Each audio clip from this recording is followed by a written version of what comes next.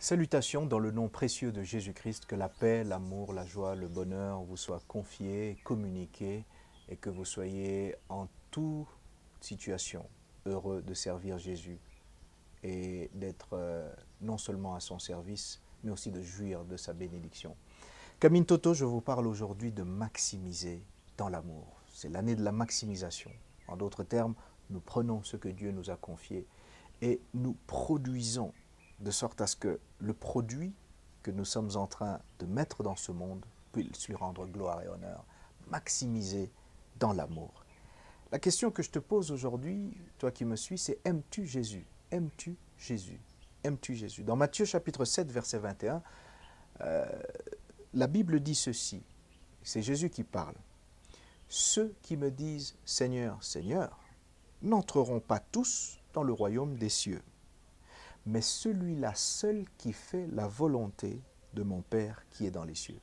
Je reprends, nous sommes dans l'Évangile selon Matthieu, nous sommes dans le 7e chapitre, 21e verset. Ceux qui me disent Seigneur, Seigneur, n'entreront pas tous dans le royaume des cieux, mais celui-là seul qui fait la volonté de mon Père qui est dans les cieux. D'abord, avant que je puisse développer ce thème, que j'aille plus loin, réaliser, il parle au pluriel de ceux qui me disent Seigneur, Seigneur, c'est qui sont nombreux, mais celui-là seul qui fait la volonté, c'est déjà une seule personne.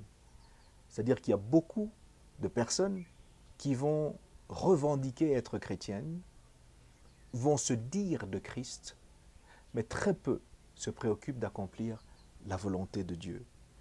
La volonté de Dieu, c'est quoi? C'est que nous puissions nous aimer les uns les autres. Jean chapitre 15, verset 12, je vous donne un commandement nouveau. Aimez-vous les uns les autres.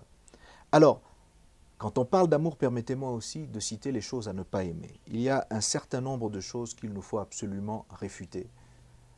La première des choses qu'il faut comprendre qui n'est pas inclus dans l'amour que nous devons avoir, c'est l'amour du monde. Il ne faut pas aimer le monde. Quand on parle d'amour dans la Bible, il y a certaines choses qu'on doit aimer, des personnes qu'on doit aimer, mais il y a un certain nombre de choses qu'il ne faut pas aimer. Premièrement, la Bible déclare dans première épître de Jean, chapitre 2, verset 15, « N'aimez point le monde, ni les choses qui sont dans le monde.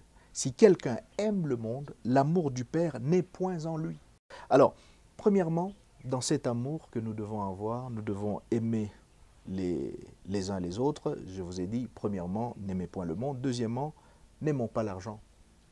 La Bible déclare dans 1 Timothée chapitre 6, verset 10, « Car l'amour de l'argent est la racine de tous les maux. Et quelques-uns, en étant possédés, se sont égarés loin de la foi et se sont jetés eux-mêmes dans bien des tourments. L'amour de l'argent est une racine de tous les maux. N'aimons ni le monde, n'aimons ni l'argent, mais aimons-nous les uns les autres. » Alors, premier point aujourd'hui, c'est là que nous allons nous arrêter. Au lieu de calomnier, il faut complimenter. Au lieu de calomnier, il faut complimenter.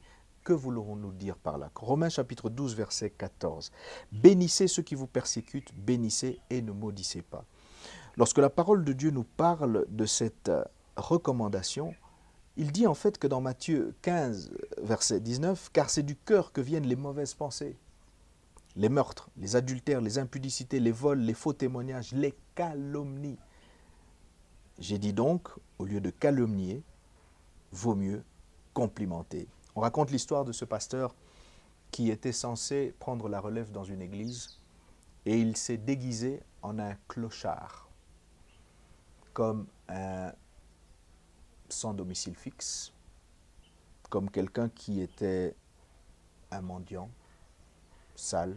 Il est entré dans cette église et il a observé les gens de cette église. Et il s'est aperçu que tout le monde le répugnait, le repoussait. Personne ne venait à lui.